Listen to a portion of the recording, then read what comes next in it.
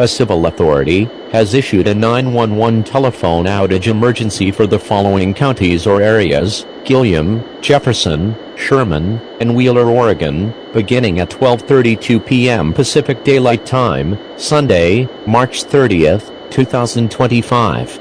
Frontier Regional 911 has been notified of a possible outage, impacting the ability to call 911.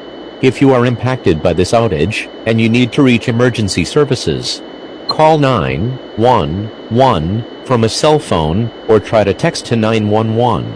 If you are still unable to reach 911, go to your nearest fire or police station, or hospital. Do not place test calls to 911.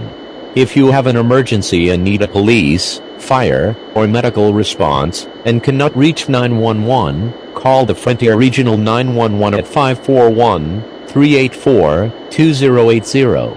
You can try to text to 911. If you are still unable to reach 911, go to your nearest fire or police station, or hospital.